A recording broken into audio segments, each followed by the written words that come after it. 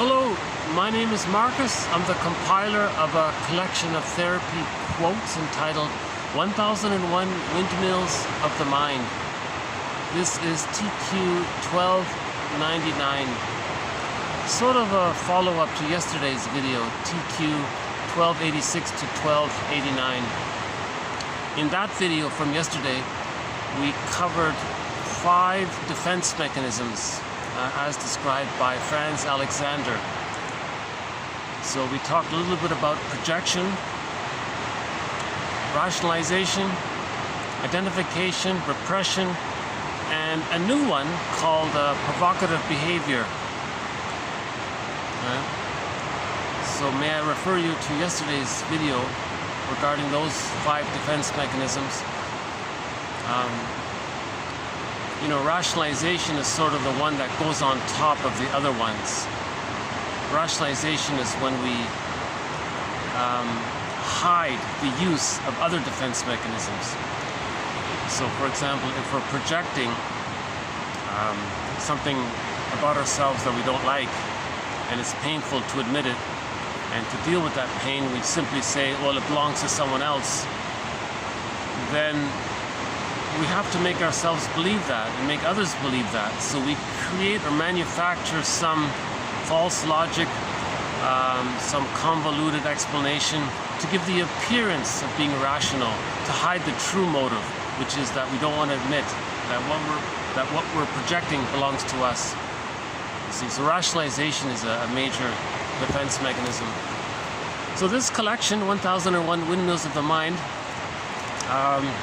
has a thread on roughly 20 of the most commonly known and talked about defense mechanisms: splitting, projection, projective identification, reaction formation, rationalization, right? Identification with the aggressor, and others. And it seems as if almost every author includes some defense mechanisms in their book. Karen Horney devotes about quite a fair bit of time on defense mechanisms. A very good book, by the way, is one is called Our Inner Conflicts by Karen Horney. Karen Horney is one of the mentors in this series. She talks about externalization. Actually, she has a whole chapter on externalization or projection. That's a very good chapter. There's a book by Laughlin called Ego and Its Defenses, and he covers almost 100 defense mechanisms. That's a very sort of authoritative type of book, very thick book, and he spends a lot of time on many of the major defense mechanisms. There's a book called 101 Defenses by Jerome Blackman. He offers sort of a, like a Cole's Notes version of defense mechanisms. So he summarizes it and gives sort of a very short descriptions of defense mechanisms.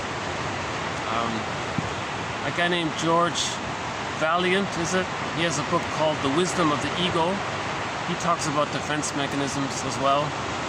And actually he tries to even categorize them from the so-called most immature to the more moderate, to the maybe more mature defense mechanisms. But all defense mechanisms, again, they're maneuvers of the mind, something that a part of our mind called the ego. So our ego adopts a defense mechanism, uses a defense mechanism to keep something painful, some painful memory out of consciousness. We can't be aware of it, it was too painful, so the mind does something to make us not aware of it. Right? I just noticed that it might start to rain, so we'll see how we hold up here. Hold on. There's the sun. We've got some clouds. So by the way,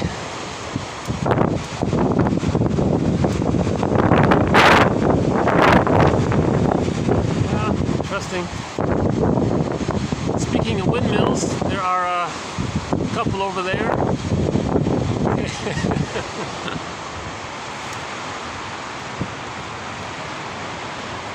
So I'm actually at the same location as the last video. I think the last video was one of my better ones. TQ, it's labeled TQ 1289 to 1298.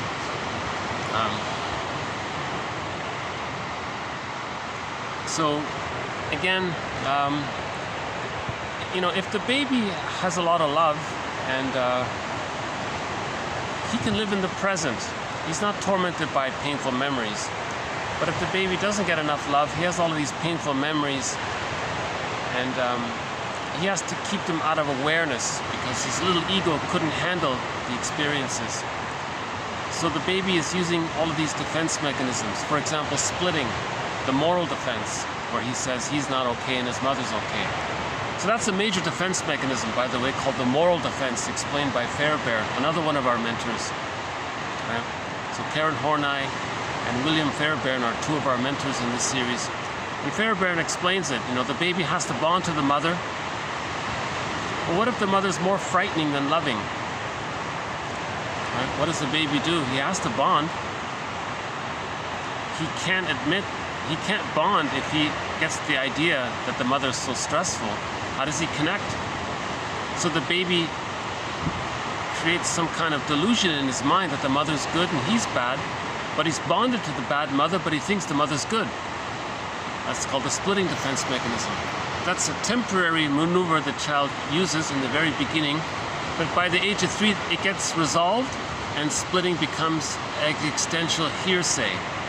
Because by the age of 3 the child understands that his mother's a person, she's okay and he's okay, and that's the I'm okay, you're okay. That's called whole object relations, leading to the psychological birth. Now Margaret Mahler, who talks about the psychological birth, is another mentor in this series.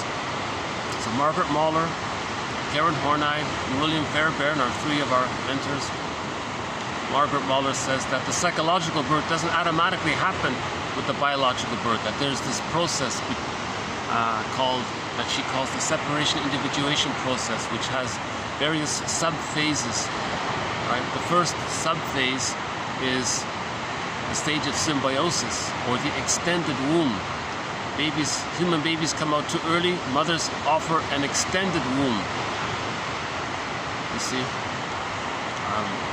Now this extended womb, the baby's meant to feel like he's still in the womb actually. It's an extended womb. So the mother has to be attuned, bonded, responsive, meets the child's needs on demand, according to just like the baby's needs in the womb were met automatically. In the first 3 months in particular, whatever needs the baby has, the mother meets it automatically. And we've had a suggestion in an earlier video on behalf of this series that maybe, just something to consider, maybe mothers might want to consider staying in bed for 3 months, holding the baby, letting the baby feed and sleep as needed, and the mother just stays in bed for 3 months to let the baby feel that he's still in the womb, you see, and the baby has skin-to-skin contact throughout the whole time, can feed whenever he needs. You see, if the baby gets his symbiotic needs met, roughly at the age of 3 months, with that safety, with that love and comfort and safety, the child can begin to metaphorically hatch out of the symbiotic egg with the mother. So we had this physical womb, it's a metaphorical egg, and the baby hatched out the first time for his biological birth. Then he enters into a second womb, the extended womb, called the stage of symbiosis. Right? And roughly at the age of 3 months, he begins to metaphorically hatch out. Well, hold on a sec, I gotta hit the pause button here. Well, just my luck, huh? Some people just walk right by me. I thought I found this little tiny trail that not many people would use, especially on this day. But anyway, so sorry for the interruption. So what I did was I just hit the pause button for a minute and I'm back now. So we were talking just now about the importance of the second egg. Right? Now this second egg is for the psychological birth. Now the baby has to get his symbiotic needs met. hatch out properly. Now, if he's prematurely ejected out of that metaphorical invisible egg, meaning the child doesn't know where he ends and his mother begins, right? That's problematic, because then he doesn't go through the process properly, and he has a trauma at that stage of symbiosis, and that can lead to the hostile provocative attachment style. And the main defense mechanism of that was covered in yesterday's video about the provocative defense. He also uses identification with the aggressor. You see, so if the baby doesn't get his symbiotic needs met, he's aggressive and rude because he's trying to get his mother to fuse with him, and he's stuck there. Now he grows up with that psychic memory, and that's a trauma. When there's a trauma, you repeat it, you relive it, you recreate it, try to get a better outcome. It can't be done. No one in the present can be that breast mother, travel back in a time machine and give the person the needs that they needed when they were a baby. It's a secondary delusion. So Burglar says that instead of thinking that he's trying to literally do it, which he thinks he is, Burglar says he's trying to communicate that he didn't get his symbiotic needs met. So it's more helpful to regard his provocative behavior as a communication that he didn't get his symbiotic needs met, that he was prematurely ejected out of the symbiotic egg. Or maybe he didn't even really enter it. See, if there's birth trauma and the mother and the baby don't bond, he never really even enters into the symbiotic stage. So that's a huge important foundation for the baby, to have his egg needs met. You know, just like he did get his egg needs met in the physical womb for the biological birth, in a similar level of importance, he needs that second egg to achieve the psychological birth. Okay, so let's say the mother, so in our example, let's say the mother was present and was attuned and bonded, and for those 3 months. Now the baby received enough love. Now remember, the baby needs to receive enough love to feel safe enough to differentiate her. He needs enough love to leave her. If the baby doesn't get enough love, he's terrified and he overly identifies with the aggressive mother, and he becomes the aggressive mother in what's called identification with the aggressor. Right? So let's say, hold on a sec. Why don't we take another look here? Oh, hi guys. Hi. Do you want to say hello to YouTube? Yeah. No? No, leave it alone. Okay. A lot of birds over there. You see that?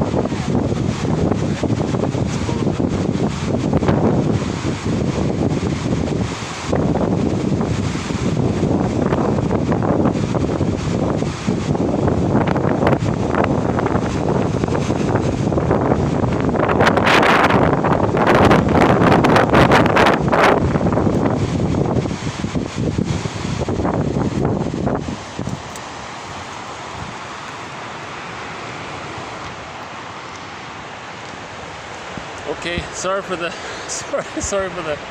interruption. So hopefully we'll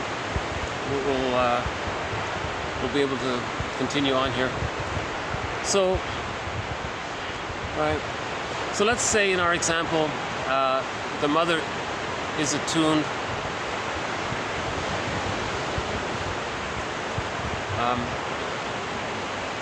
Yeah, there's a lot of birds around today. I can see them in the reflection in the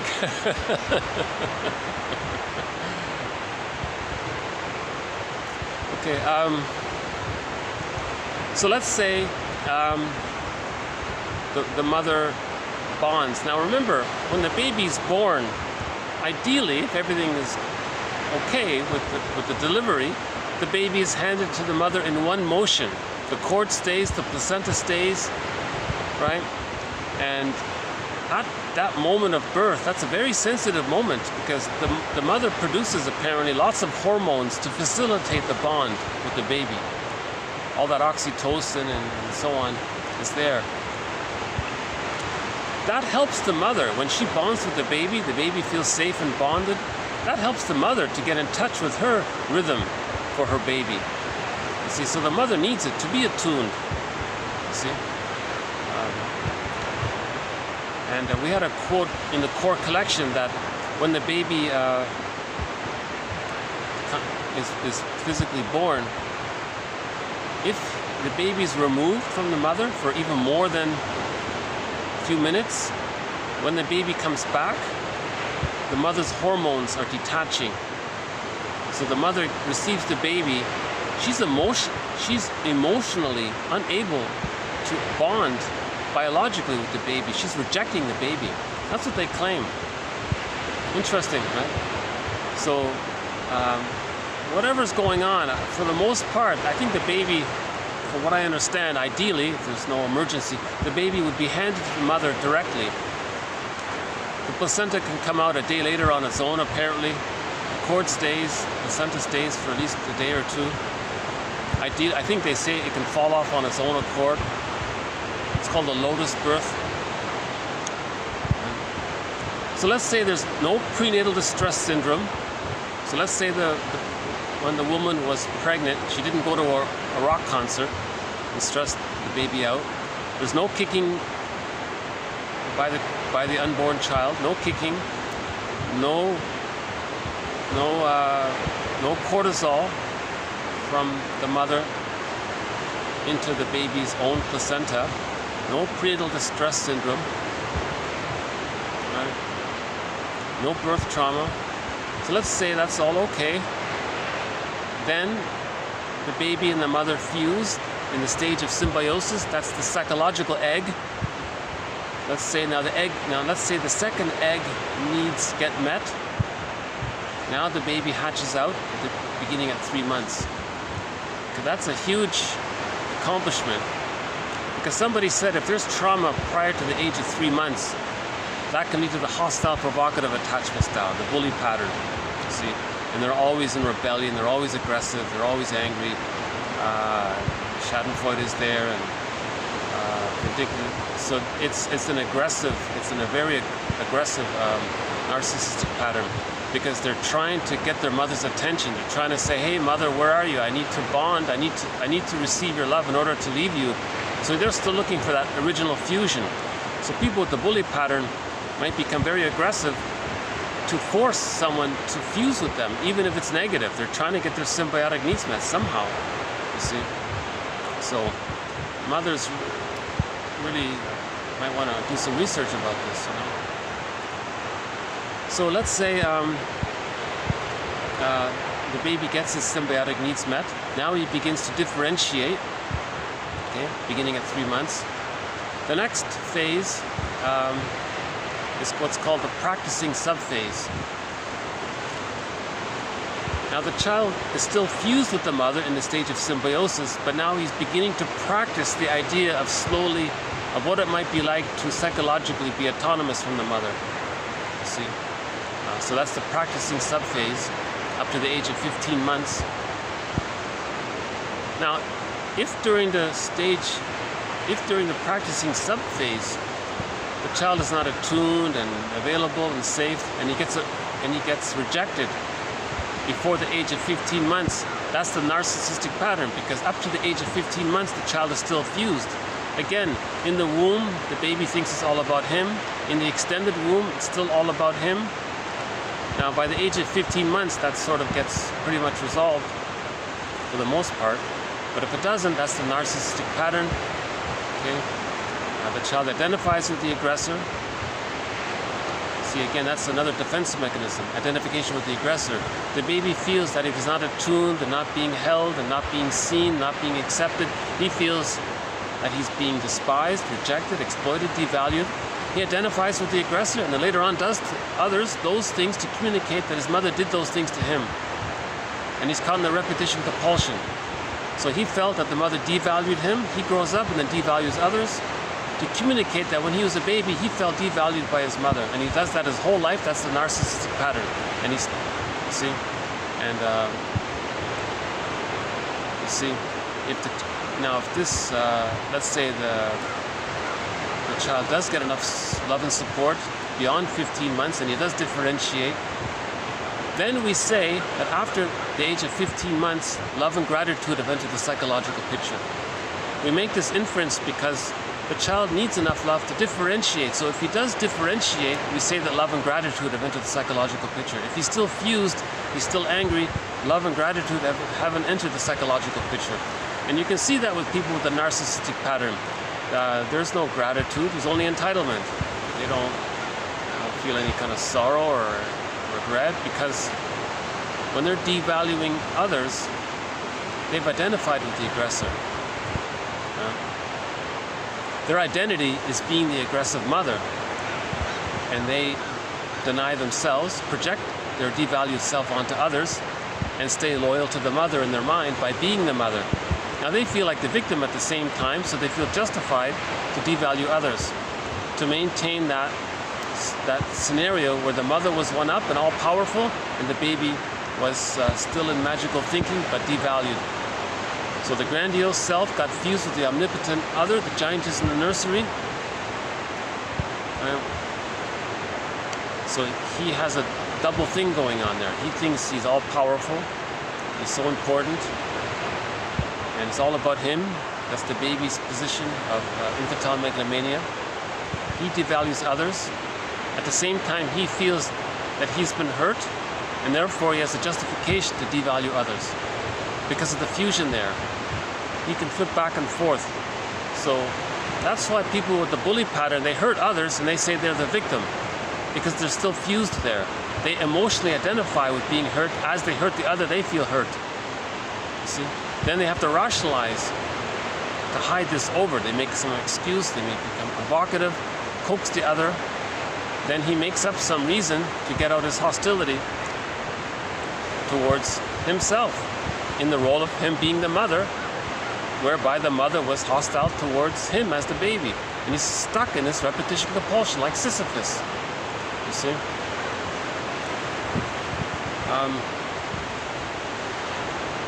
So this issue of the psychological birth, that's a thread in this series. This issue of the narcissistic pattern, that's a thread in this series. The hostile provocative attachment style, another thread. Those subphases, symbiosis, the practicing. Okay, the one after that's called the rapprochement. Right? And the one after that is whole object relations. Each of these subphases, they're a thread. See? So Margaret Mahler really makes a huge contribution in understanding object relations theory. If the arrested development takes place prior to the age of 15 months, that's a narcissistic pattern, meaning, Berger says, that's a fixation at the rejection level of not getting enough love to differentiate. Now, if it happens much earlier, that's a fixation at the rejection level of not getting their symbiotic needs met. See, the narcissistic pattern, they're still fused there. Now, the hostile provocative one, they didn't get their symbiotic needs met. So that's why they're more aggressive and hurtful and so on. Okay, just to complete the theory, let's say after the age of 15 months, the child does get enough love and support. Now he enters into the rapprochement subphase from 15 months to up to 36 months. Now the child gets the idea that he's separate, but now he realizes he's small and there's this whole world out there, and the world's not his oyster.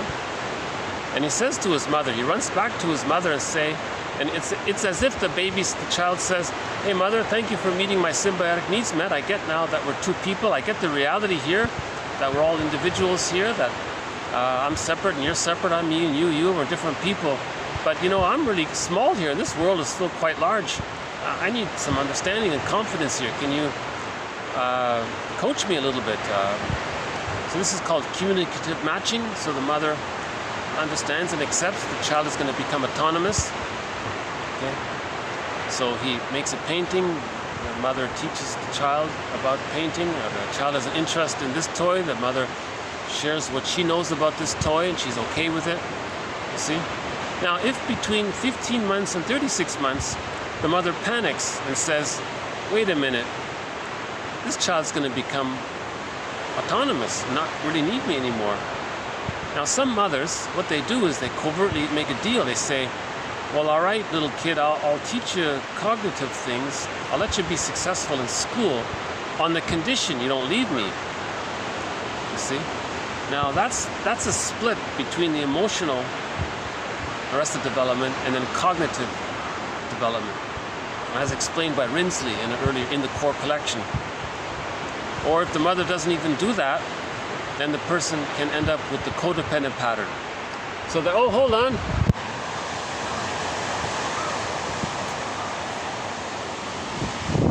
Let's have another look here.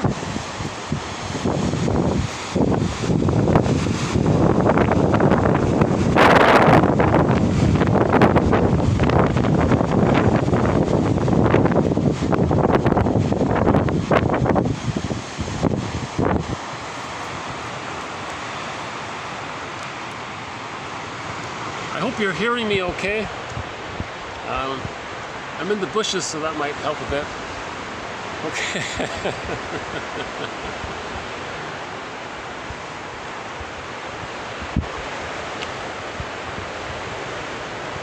Okay.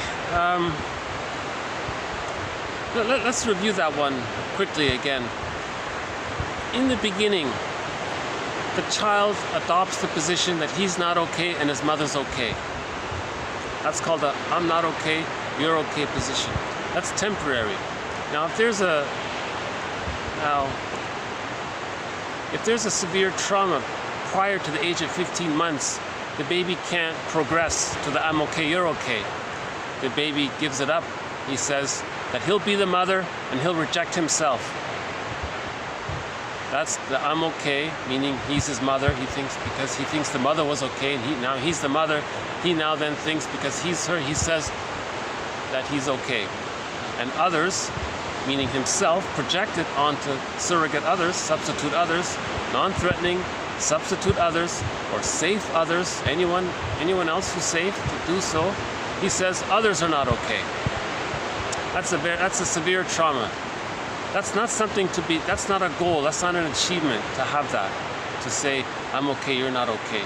Because that's a very unnatural. Yesterday's quote, TQ 1298, I think, somewhere, 97, 96, somewhere in there, there's a quote about that, where she says, that the I'm okay, you're okay is the only natural, that's healthy development.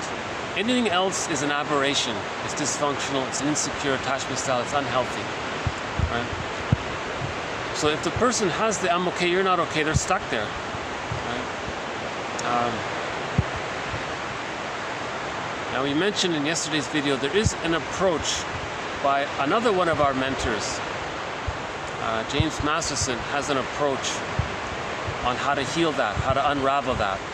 His approach is called mirroring interpretation of narcissistic vulnerability, described in his books. So that's another one of our mentors in this series, Masterson. So we've mentioned 4 so far. Masterson, Horney, William, Fairbairn, and Mahler. Those are 4. The other 2 are Melanie Klein and Edmund Bergler. And we have sort of a guest mentor who makes an appearance once in a while, Robert Bly. But those are the 6 main mentors here.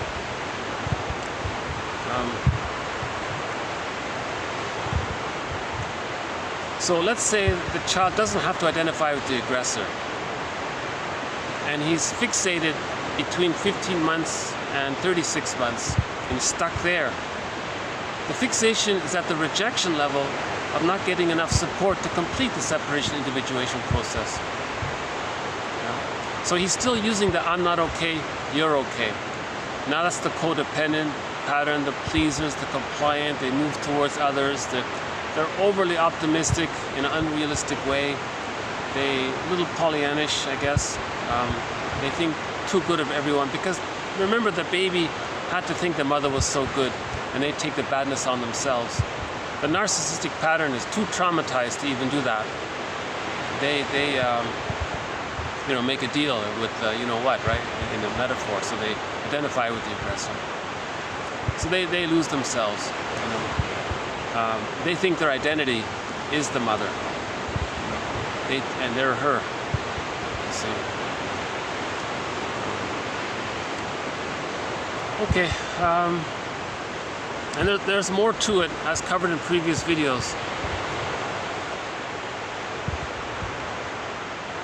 Okay, so yesterday we covered a few defense mechanisms. Just now we mentioned a couple more: the moral defense, identification with the aggressor. You know, the codependent pattern one, they use a defense mechanism called sweet lemons. You know, if something's not good, they say it's good, because they're still caught thinking that mother has to be good. So they're always saying something that's not good is good, and they're not good, you see. Okay,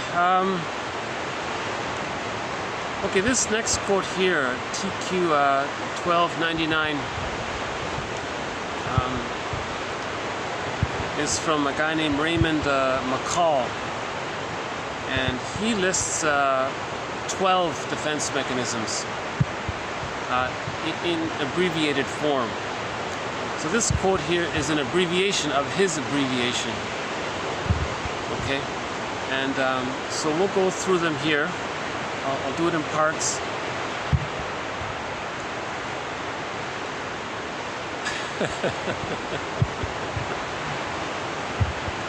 You know, to tell you the truth,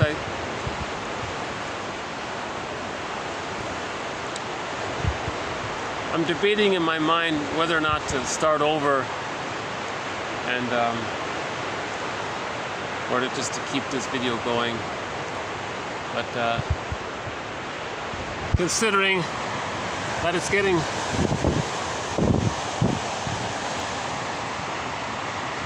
well, I'll use the clouds as an excuse. It might rain, so I'll just keep on going.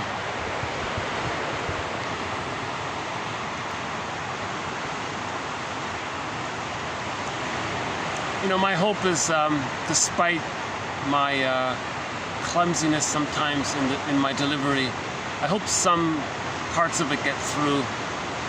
My hope is that in each video something gets through of value, and it's like, you know, it's like little pieces of a jigsaw puzzle, or you know, collecting little pieces to put it together.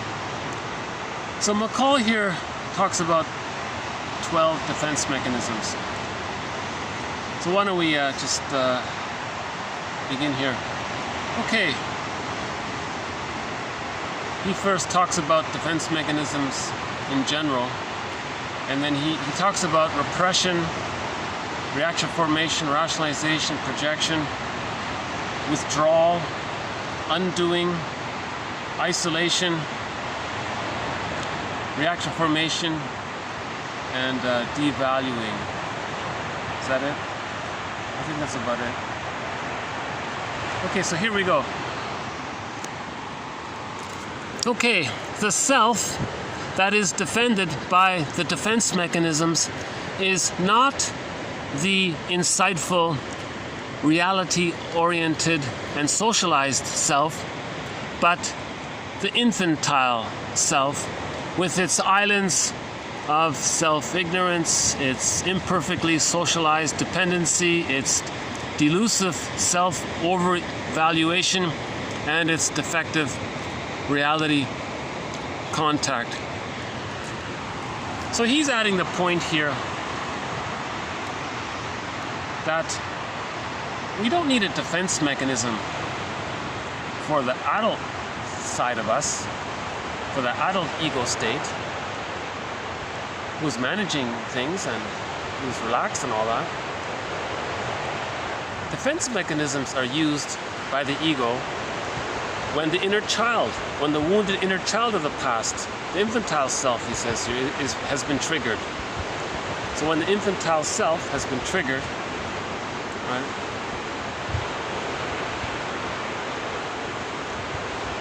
So I notice, like, for example, if I'm making a video and I feel a little triggered while I'm making the video, I might stutter a little bit more, or I might blank out a little bit more, get lost in thought, or I might start thinking that I should stop the video. I might engage in certain defense mechanisms to deal with the anxiety if my infantile self gets triggered while I'm making a video, for example. But if I'm more in my adult self and I'm relaxed and I'm delivering, my delivery is more confident, let's say, more natural, more warm. You see, confident means warm regard, right? People with the narcissistic pattern have a pseudo-confidence. That's sort of an aggressive power over. They want to one-up you. See, they want to frighten you to one-up you. See, it's not a warm regard. So in the infantile self, that would be an expression of that narcissistic style, because they have identified with the aggressor. Identification with the aggressor is the infantile self, using what's called, Eric Berne calls the parent ego state. He's identified with the parent, he's become the parent, but it's really the infant who's using the parent mind, and they're fused and they're one there. See? So sometimes you might hear a speaker who's very firm and sort of seems aggressive or sort of seems confident, but is it really? Is it warm? Is it kind? Like, is there love in it, or is it just hostile somehow? Sometimes people get confused about that. See, the person with the codependent pattern, they say sweet lemons. No, that's confident, because they're always looking for the good parent. So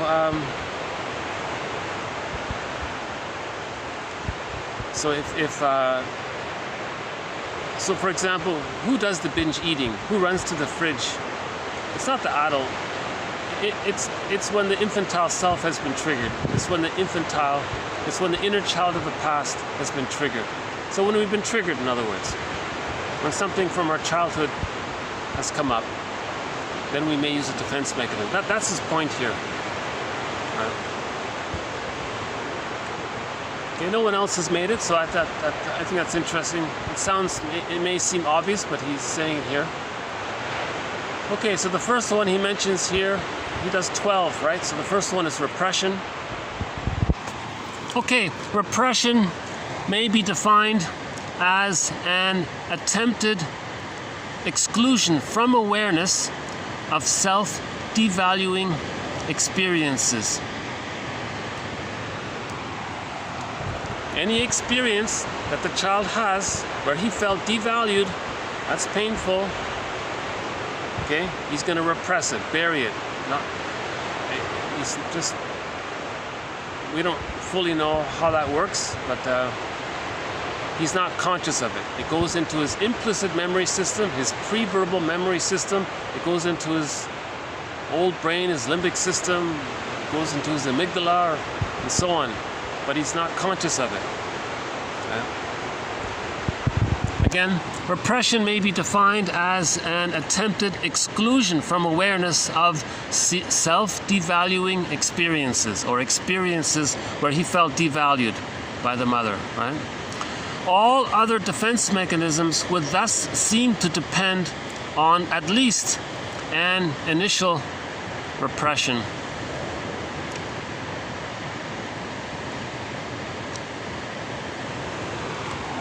This point was made yesterday as well. Someone said repression is sort of the mother of all defense mechanisms. First, there's the repression.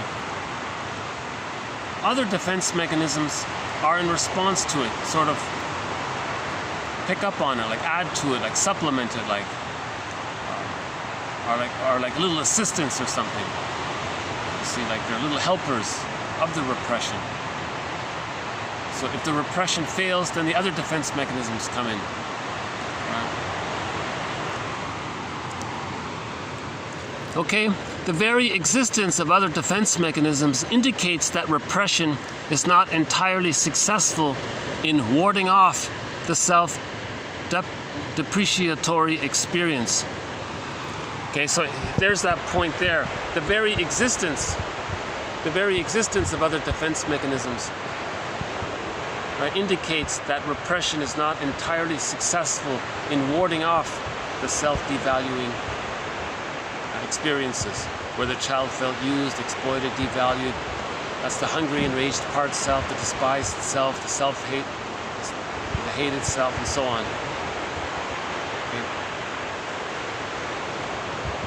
Okay, now next one here. So we'll add one more to rationalization. Rationalization, as mentioned at the beginning of this video, is sort of the one we use to lie to ourselves, to lie to others that we're using these defense mechanisms. If we're projecting or identifying with the aggressor, or we're using reaction formation, or we're displacing or repeating in a repetition compulsion, or we don't want to admit something about ourselves, we hide it with rationalization. Sometimes called explaining it away. You want to explain away or repress what you don't want to admit, so you explain it away with the appearance of logic, with false logic, pseudo-logic, logical fallacies, right? The appearance of logic, the appearance of sounding reasonable. So now you get into rhetoric, and now you're getting into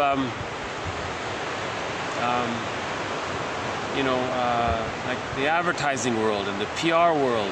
If you can't dazzle them with your brilliance, well then baffle them with nonsense, or like just confuse them, or like one-up them somehow, or confuse them, or dazzle them, make them believe it, kind of thing, because you're trying to explain away the truth. You're trying to explain away or hide away the real reason, the real emotions, the real motives, right? So rationalizations, he calls it here a pseudo-explanation, a fake explanation, right? Fake logic, pseudo-logic, right? Okay, rationalization involves the substituting of the acceptable and perhaps fancied motives for the actual motives. Okay, again, rationalization or pseudo-explanation involves substituting an acceptable, what sounds acceptable, what sounds maybe socially acceptable, he means, and maybe it's even fancied or idealized motives for the actual motives. Okay, so for example, okay, the rationalizer will view his laziness as relaxation, his cowardice as caution, his impatiently severe discipline, corporal punishment, as in his child's best interests. Okay? So the parent doesn't want to admit that they're angry at their child, and that maybe they don't even like their child, let's say. So they make a convincing argument. Well, no, we have to provide discipline for the children. It's important. It says here in the book, this book was written by an expert, and I'm following this book. Aren't I a good parent? Oh, okay. That's a rationalization. It sounds acceptable, maybe even fancied, right? The cowardice one, well, we have to be extra cautious, and that's reasonable. Maybe it's fancied, it's desirable, and often that is the case. But maybe the truth is, for that particular person in that particular case, he doesn't want anyone to know, he doesn't want himself to know that he's terrified of something, right? Whatever it is, right? So maybe he wants to leave his girlfriend, and he's in an unhealthy relationship, he's afraid. Well, I gotta be cautious about this, something like that. And the lazy guy for relaxation. Maybe he's afraid to self-activate his real self. Maybe he's afraid of success. Maybe he's afraid to be successful because he'll be disloyal to his mother. In his memory, the mother told him, if you leave me, I'll abandon you. You do what I say or I'll abandon you. You fail in school, you be sickly in school, and I'll accept you. If you're too autonomous, I'll reject you. So later, with that template, he may grow up and say, no, let's just be lazy. but he wants to hide the truth. He wants to hide that he's still clinging to his mother's, still waiting for his mother's approval, still afraid to leave his mother because he didn't get his mother's love. Remember, the more rejecting the mother is, the more he clings to her, the more he waits to get her approval. Now, if he doesn't get it, he's still waiting there.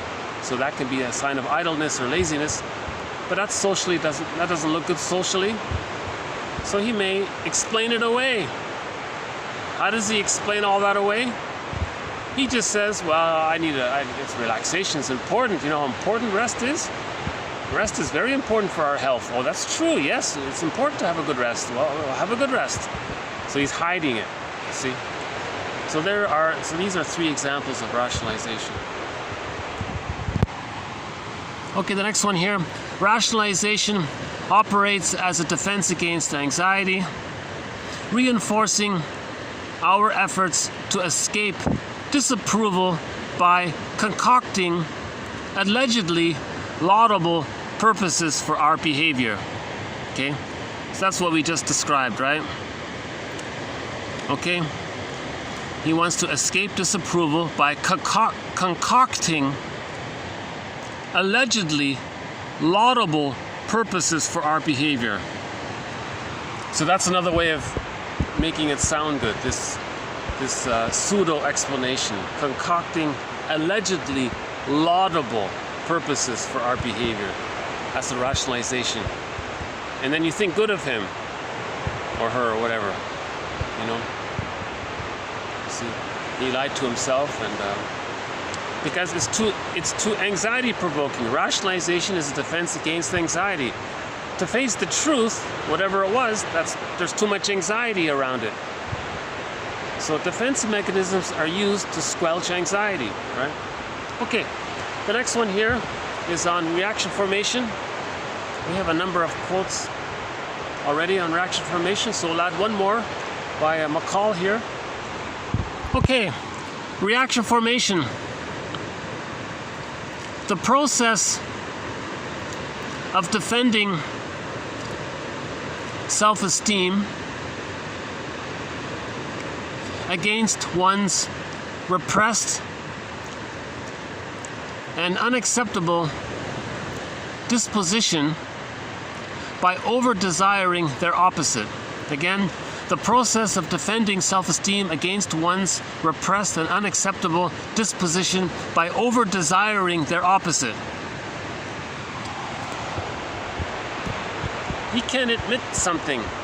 It's repressed, but it's coming up. So it's a compromise. He forms it in the opposite. So whenever someone has an exaggerated opinion about something that sounds good, he might really mean that he wishes the opposite. Right? By the way, the companion animals in this series are the mosquito, the heron. Now the bee makes an occasional guest appearance. Indoors, we've got the blue jay, the fox, and the crow.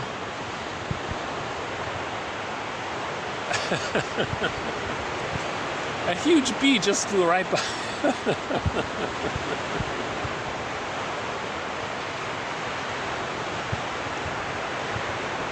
Okay, reaction formation. Now, he gives a cartoon, there's a cartoon of it. So this cartoon is an exaggeration. It's a caricature, but as a teaching aid, the cartoon is a fanciful cartoon or caricature of reaction formation. Okay? Those who are most on the side of angels are invariably the biggest devils at heart, right?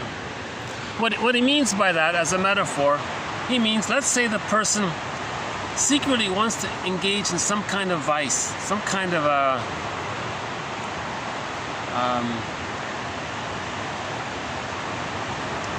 some kind of devaluing activity, or some kind of maybe he felt devalued as a child, and maybe there's some kind of vice around that, but he denies it. So let's just say smoking is a vice, right? But maybe he's curious and maybe he wants to smoke. And how does he express it? He gets the feeling, he gets this wish. The way to talk about it is to put on an exaggerated display of how terrible smoking is. He's trying to stay in touch with his wish to smoke. That's called the reaction formation. Now this is unconscious. Reaction formation is not to be confused with hypocritical pretense. You see? So he adds here a point here. Don't confuse reaction formation with a conscious pretense. He's not doing it consciously. That girl who likes the guy but is afraid to admit it, and she openly says she hates the guy, she doesn't know that she likes the guy. Now we, the viewer in the comedy film, we see that she likes the guy, but we see that she doesn't know it herself, and she's just saying how strongly she hates the guy, you see? So she's not being hypocritical consciously. She's engaged in reaction formation, you see? So there's a difference here, okay? Reaction formation is not to be confused with hypocritical pretense. The person employs the defense mechanism unwittingly, okay, rather than with full awareness, and there can usually be little doubt of the sincerity of his desire of ethical rightness. It is, in fact, the extremity of this desire that gives him away, that makes clear the defensively counteractive rather than the adjustively coping nature of his love of virtue. Okay? So that person who says smoking is so bad, he's being sincere unconsciously.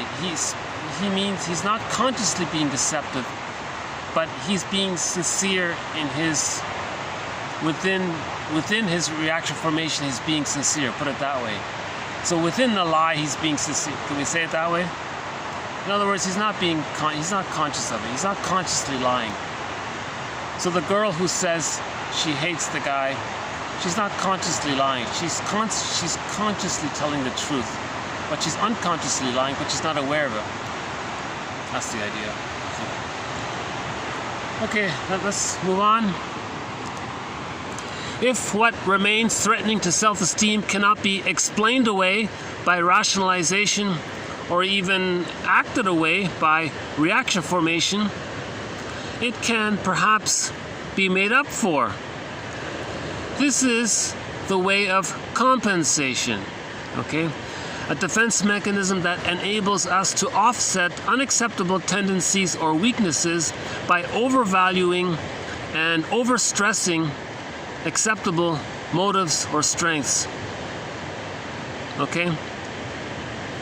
The interdependence of the two elements, overvaluation and weakness, is essential to the notion of compensation as a defense mechanism.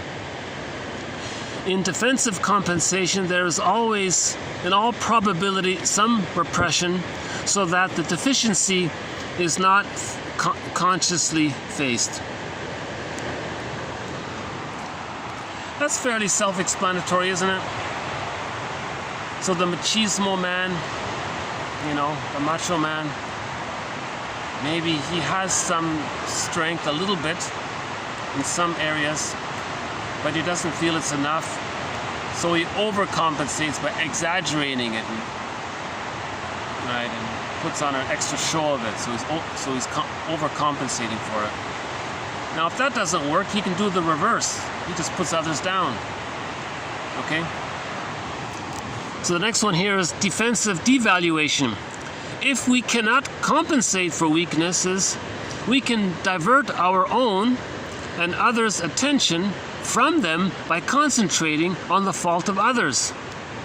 The symbolic and defensive nature, so that's sort of, so if he can't puff himself up and convince others in his machismo, he'll just emphasize how others are not as strong as they may appear. That's called defensive devaluation. Right?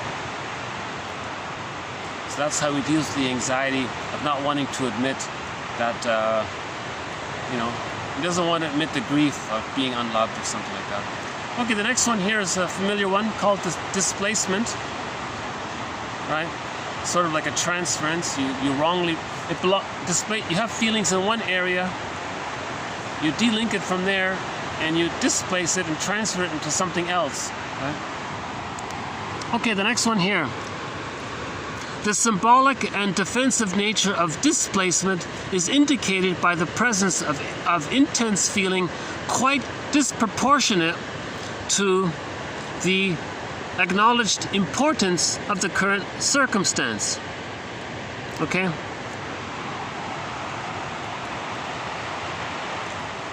So whatever it is, let's say the person doesn't like the food in restaurant A. He goes to restaurant B. He transfers his opinion about restaurant A and puts it onto restaurant B and says, in restaurant B, the food is so terrible. And his friends are shaking their head. They don't understand it.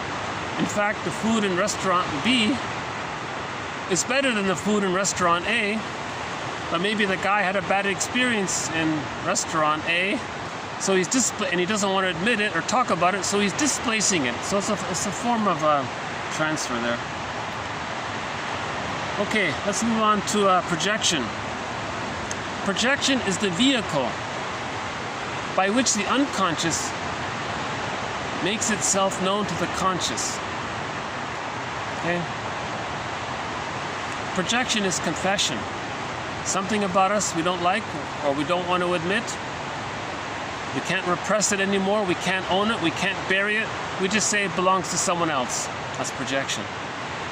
Now, Laughlin says a very interesting thing about this that no one else, I don't see anyone else talking about this. Laughlin says that when a person projects, they say it belongs to this outside thing. He calls that a mirror. This mirror is on the outside, but the unconscious wants the person to see what he's projecting. So it's a mirror. So this outside object is a mirror. So he calls that the mirror defense.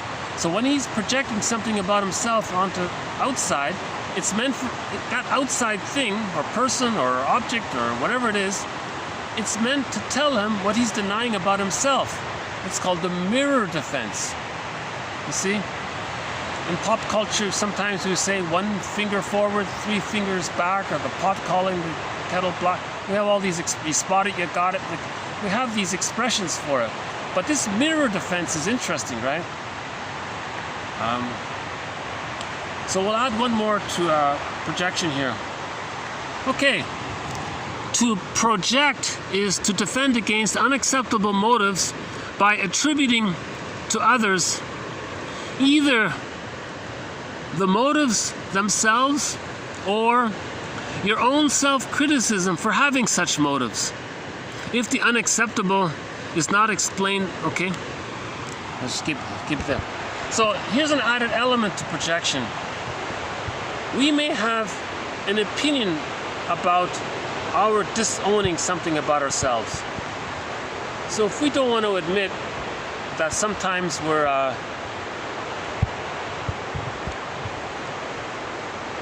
impatient, whatever the undesirable trait is, and we have an opinion about that, we can project and we criticize our own impatience. So number one, we might say, oh, the other person's impatient. Or if we have a negative opinion about our impatience, we may project that opinion onto others. You know, you really don't like your impatience, do you? So you can project the content and or your opinion about the content. Okay, let's move on here. If the unacceptable is not explained away, okay, or counteracted, or made up for, okay, those three, as in rationalization, reaction formation, and compensation. The three we just talked about, right? So explain it away, rationalization. Okay, counteraction, that's reaction formation, doing the opposite, counterphobia. Or just make up for it, that's the compensation, or you put the other one down, right? A form of it. It is got rid of altogether by projecting it onto others, by regarding it as the creation of others and not of oneself. Projection can be said to operate, for example, when one interprets neutral behavior in another as hostile, while not recognizing the reality and the primacy of one's own hostility. You see?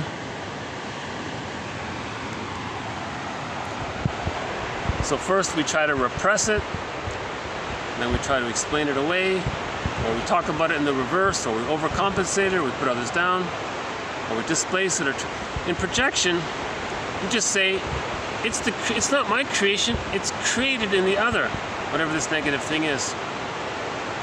Right? So he gives an example here. Someone does something benign, neutral, harmless, mote beam projection, there might be a speck of truth, right? Something benign, it's neutral. The person is just doing some simple thing. The person drops something and he's picking it up. The projector says, oh, is that person hiding something? Or what's he doing? Or is he, he's all a little paranoid like this. So he's projecting his own hostility onto the benign other, you see. You see, when a person projects, then they hide it over. So why would a person think that? Now he creates a rationalization. Well, he says, well, he didn't need to drop it. Why did he? Maybe he just dropped it. Or chances are usually that's what happens, right? Someone accidentally drops something, they're going to pick it up. And the person might invent some elaborate reason why that might not be the case, so he can have a reason to project his hostility over that person's benign behavior. See? So projection, so the person doesn't want to admit his hostility. He sees something benign and says the other person's being hostile, and he makes up some pseudo-explanation. Okay.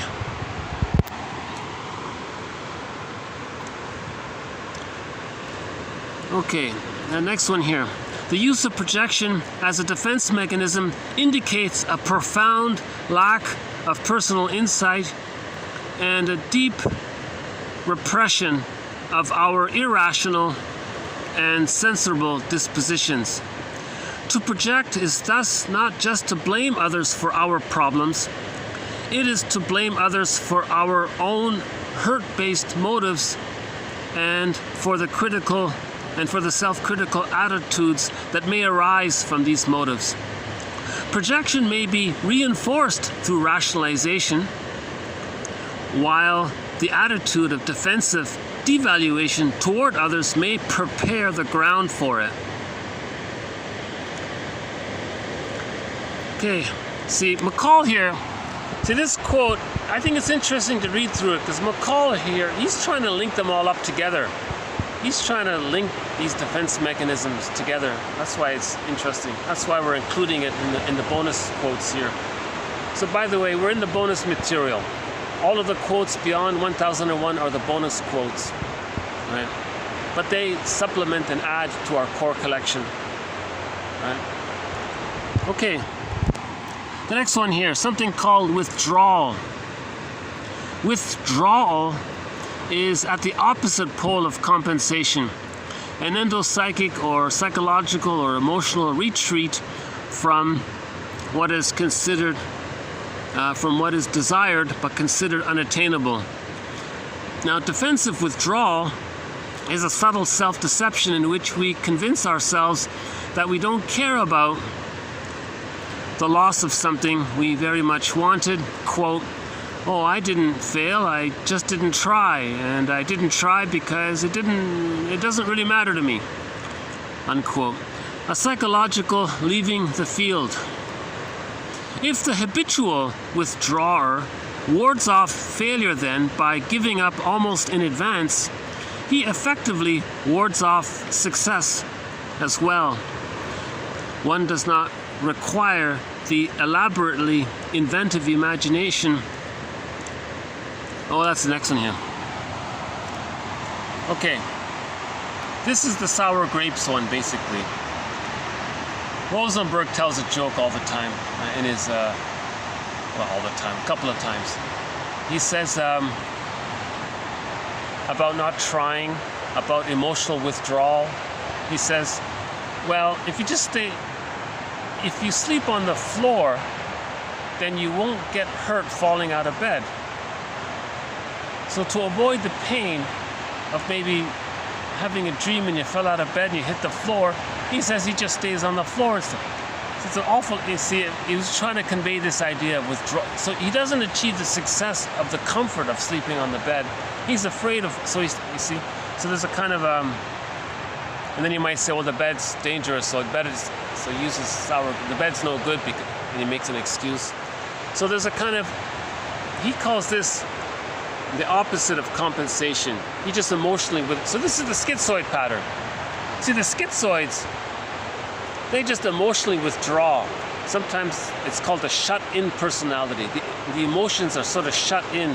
They just keep it all within, right? So this is the first time this one came up here, so we'll see if we can follow up on it later. I've never seen anyone else use this one here. Okay, the next one is an easy one. I think everyone's very familiar with fantasy. Okay, so you know, if you fantasize you're Superman, it takes away the stress of being in a one-down position. You're in a superior position. You get cortisol. You feel better, as described yesterday. Okay.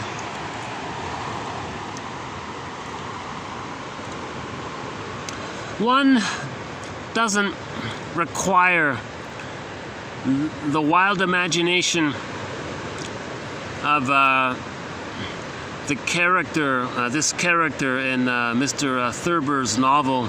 The character is Walter Mitty, right? This Walter Mitty guy.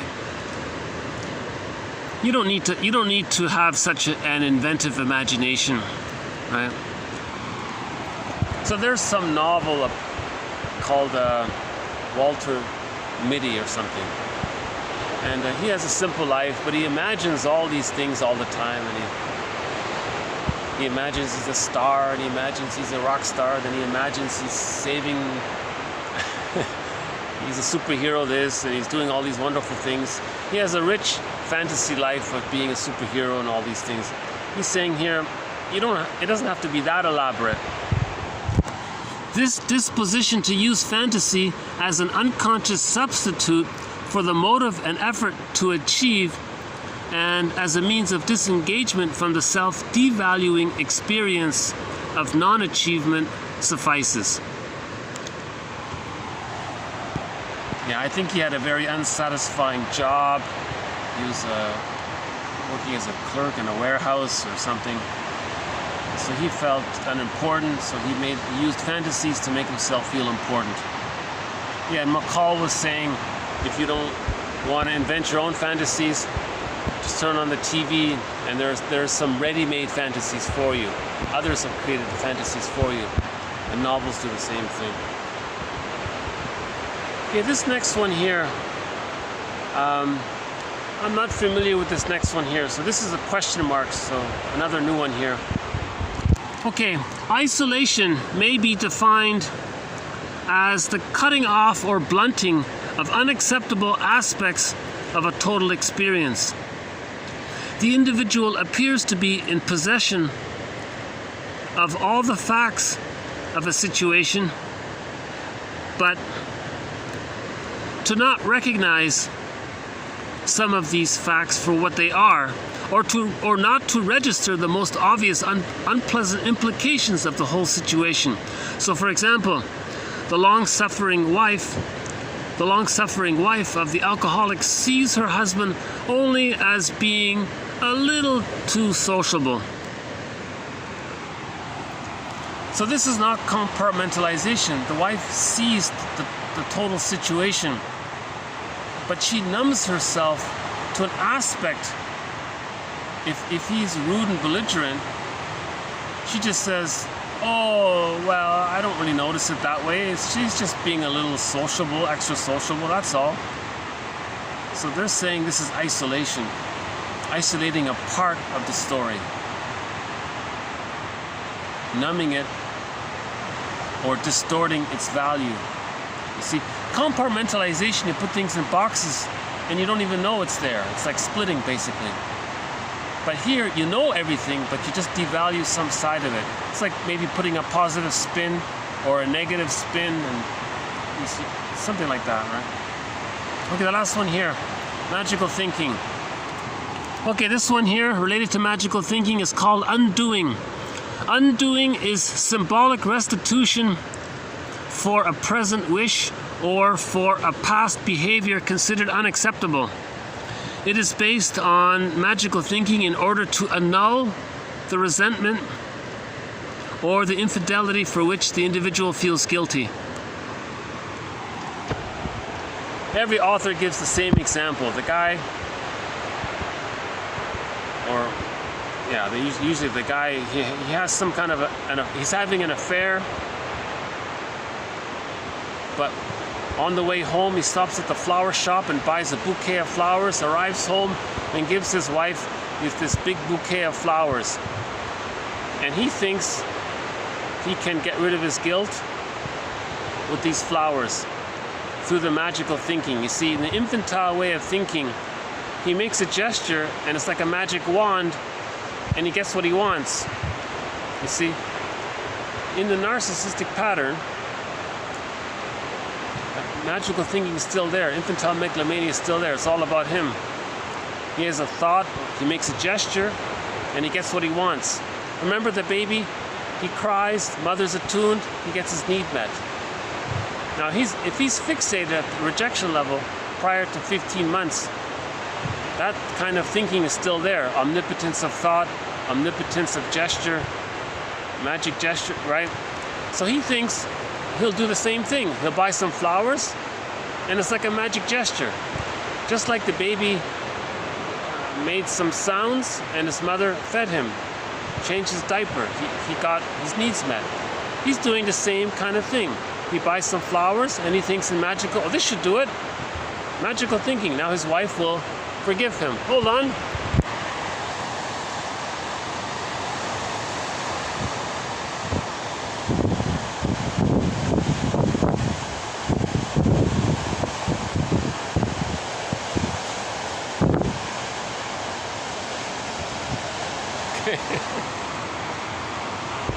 They're just floating and gliding, right? You see them?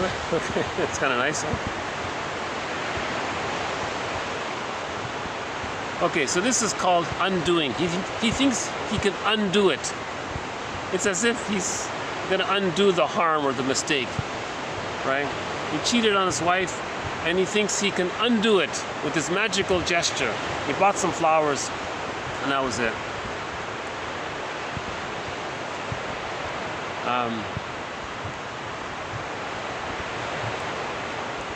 This idea sort of can be applied, like on a broader scale. I'll leave that to your imagination,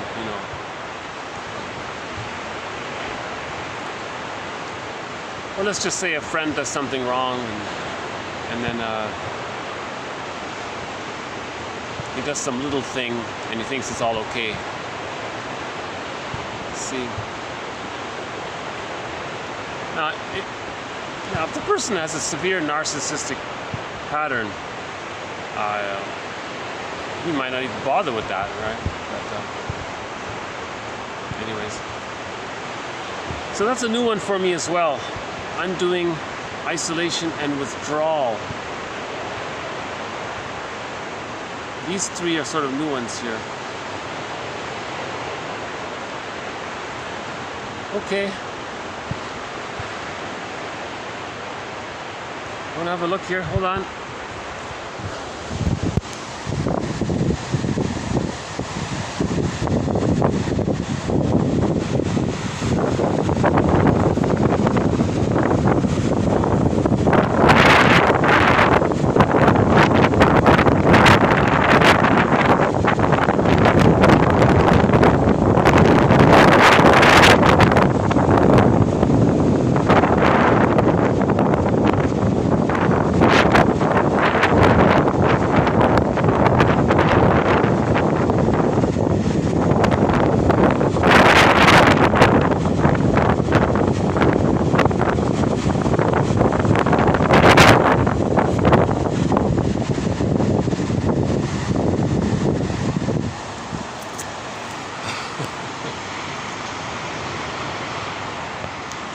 it's a fun little atmosphere here. It's got a lot of variety here. You got the cliff and you got the water, you got the shrubbery here.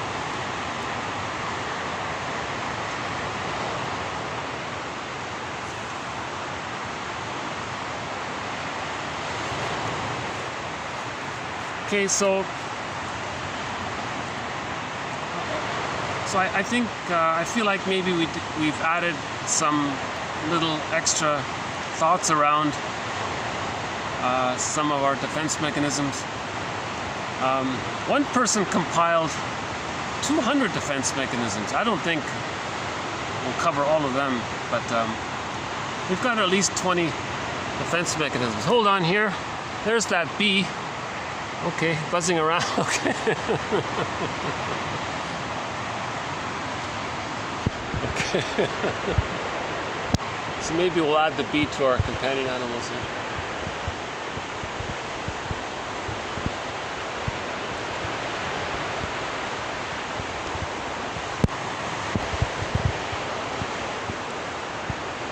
You know, this rationalization, you see it a lot, right? People making, you can feel it, you know.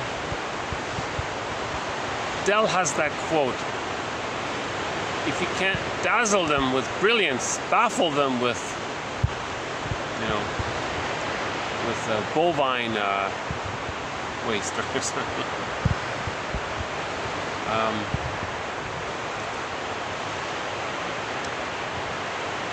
He's talking about advertising, right? Or the PR or propaganda or all that stuff, right? So we have a quote from Dell in the core collection, an interesting one. So we have a thread on logical fallacies, so we'll add to it. We've talked about straw man. See, that's a kind of rationalization. If you don't want to talk about the real issue, you talk about something else, and you make people think that that's the real topic. So that's a straw man argument. You're creating a straw man argument. That's a pseudo-explanation. You're trying to hide and repress the true issue by creating a straw man. Right? That's very common. People don't want to talk about what's really going on, so you find something else to talk about, and it's easier to do.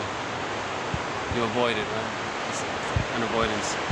So that's a defense mechanism, right? Creating the straw man argument. Now, you could argue that every logical fallacy is a defense mechanism, right? Oh yeah, for sure. Every logical fallacy is a defense mechanism. Red herring.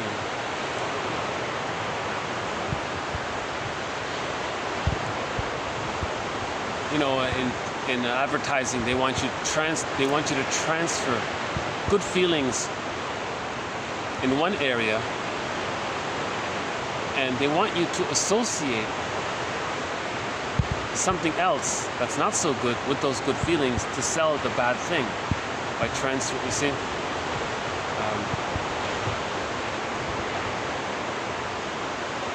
so if you have a,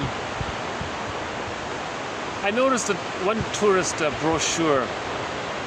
I noticed this recently. There was this beautiful place,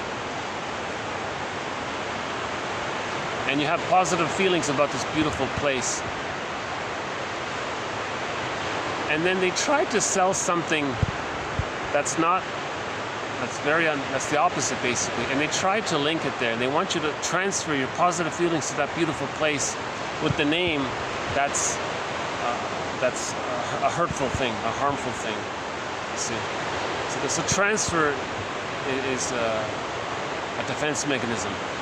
The person doesn't want to admit that the thing they're trying to sell is harmful, so they show you pictures of this beautiful thing, and they want you to transfer your feelings of the beautiful place to that. You know?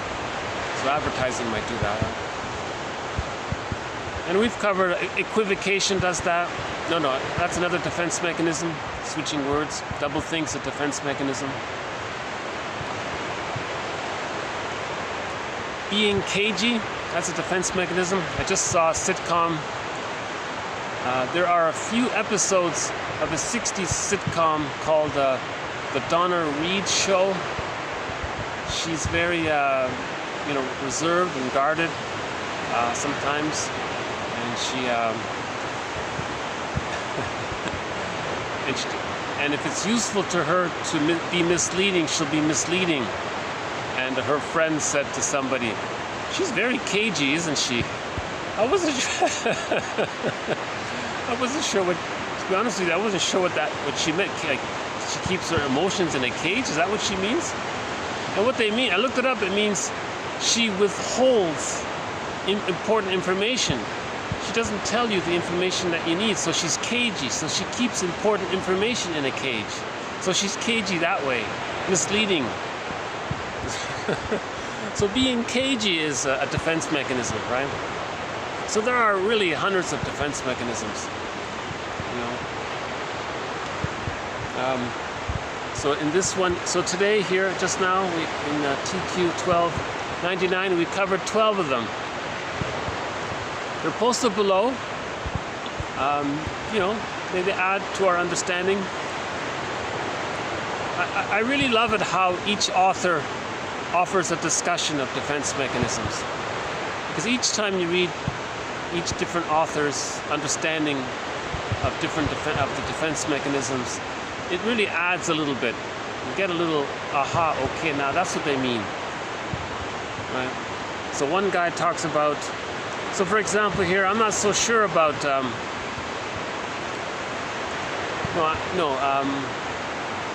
what is isolation? Like, so for example, I'm not so sure about this isolation one. Maybe in the future I'll come across another author who talks about isolation. I'll present it in the video and I'll have more clarity on it. Right? When we started this series, projective identification, that was a tough one. I found that to be a tough defense mechanism to understand. But after going over it 20 times, it's become more clear. So that's a very good reason to have this collection, to follow the thread on projective identification, you know, coaxing others, to externalize what you're disowning, to keep something repressed. The thread on envy, using rationalizations to deny the envy.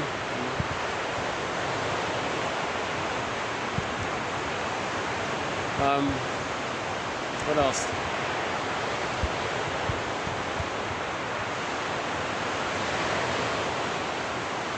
Yeah, emotional eating is a defense mechanism. When you feel anxiety, you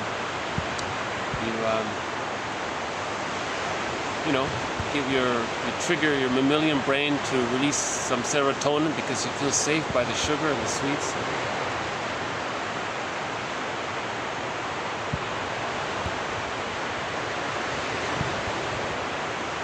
You know what I might do? I'll hit the pause button. I'll walk down to the beach and we'll do one little walk along the beach there. So I'll see you in a minute. Hold on a sec. Okay, hello again.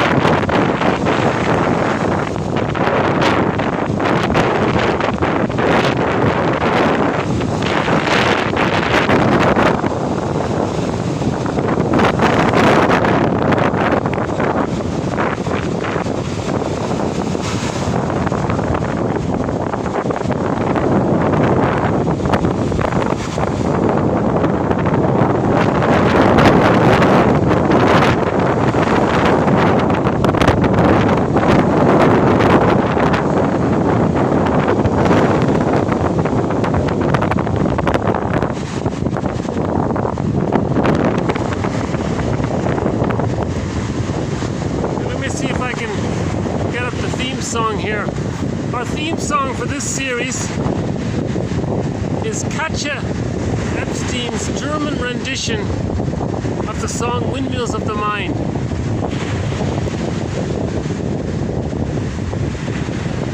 Hold on a sec.